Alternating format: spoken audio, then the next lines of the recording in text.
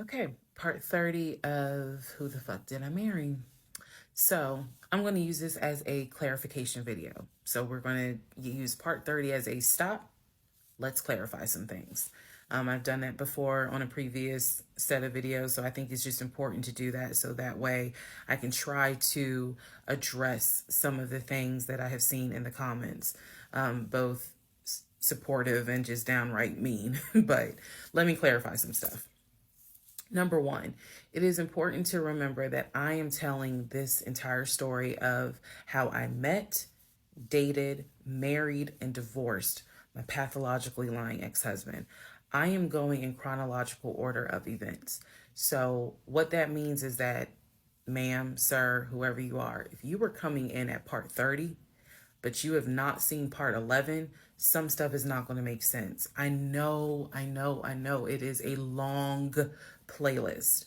And don't worry about watching the video as soon as it comes out because everything I'm trying to do this responsibly of telling the story in the order of which things happen. So I say that to say, please, if you're able to, start at the introduction disclaimer video. Start with part one and then just watch each video because a lot of the questions people are having that I'm seeing in the comments, and I say this respectfully, is just because you did not go to the other videos and watch them in order. That's just the first thing I want to say.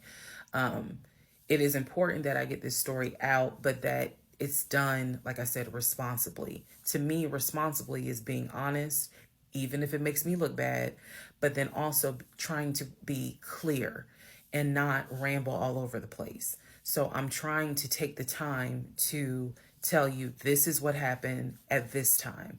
This is what happened at that time. That's why there's so many parts. And we're not even to the part of the divorce yet. We're almost there, but we're not there yet. Second thing I want to clarify, I cannot stress this enough. My family and my friends did not know what was going on between Legion and I. They did not know. My family only knew we've met this guy. He's dating our daughter, our niece, our cousin, our granddaughter. He seems to be a really nice guy. He seems to really love her. From what he has told us, he's done well for himself. He played football. And he has worked at this company 6, 7 years. And financially, he is in a good place. From what we understand, he just moved here from California. That is what they knew. They did not know about the red flags I had. They did not know what was going on in my head. They did not know what was going on in my heart because I did not want to look stupid. I'm fully aware that when I tell this story, I look stupid. I'm aware. And I've made my peace with that. But at the time, I did not want to look stupid. So it was important to me to put on everything's great.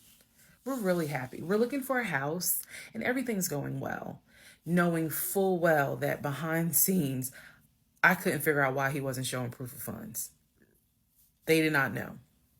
So I say that to say, I see the comments about how my aunt gave me horrible advice when I called her about the sexting on Facebook. And I want to clarify something. She did not tell me to stay with him. She did not tell me to leave him. That's not her place, and that's not what she would do. She simply was in shock that any of this had happened and did not know what to give me advice on. The one thing that she did say was, look, he's not your boyfriend. Meaning, it ain't as simple as, oh, we just gonna break up. Pack your shit and go. Because you married him. My aunt is the most ride or die chick I've ever met. You fuck with me, you fuck with her. And she is straight Jersey. So I love her for it. But I needed to, it's not fair for me to leave it out there as if, oh, she just was like, girl, I mean, go home and deal with it. No, never in a million years. So I want to clarify that. Also want to clarify about my mom. So my mom lives in Arkansas. And when she came to visit in April, this is We were already married. This is her first time physically meeting Legion.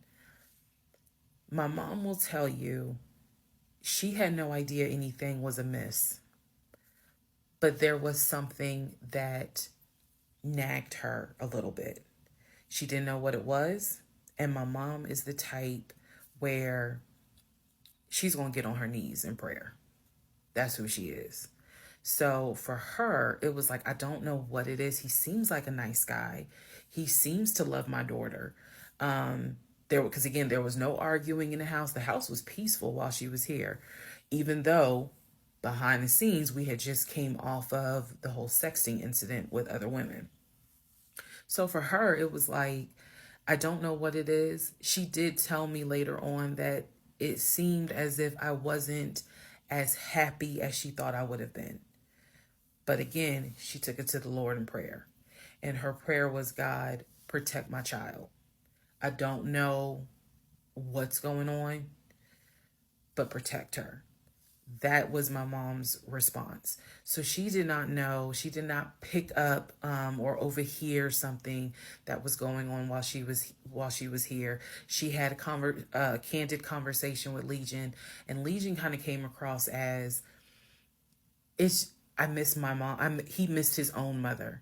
And so he called my mom, and doted on her, again, putting on a charade. And so for her, it was like, bless his heart. That's what she said. Bless his heart.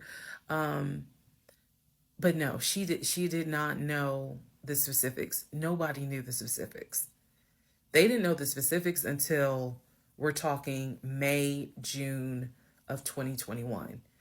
They knew that we were looking for a house. They knew that the house fell through. They did not know about the proof of funds. They did not know that he wouldn't show me the savings account, the offshore account. So I just want to say that because to me, it would be irresponsible to not clarify what family and friends knew. Because these people have always been supportive of me, always had my back. I just simply did not share with them the things that I felt like were red flags, because again, my mindset at the time was, I want to be married, and what if he isn't lying? And I was making excuses for him to myself, so I definitely would have made excuses to family. Another thing I need to clarify, and I saw the comments on this about how a VP would never date someone that looked like me. And to the person that wrote it, that wasn't very nice. I need you all to understand, the relationship started in March of 2020. He came into my life as regional manager. Okay. That is how he came into my life. Then eventually he got promoted to VP of production or operations, some VP of something. That was later on in the relationship. He showed me the paperwork where it was basically a memo from HR. Your new position title will be VP of production. We'll just say production. Your salary, I don't remember the exact amount because it was a very specific amount, but it was over $200,000. It listed some of the benefits that he would have. He would have an office. He would be getting an executive assistant. That's where we get David from. If you don't know who David is, please go back and watch the series in order.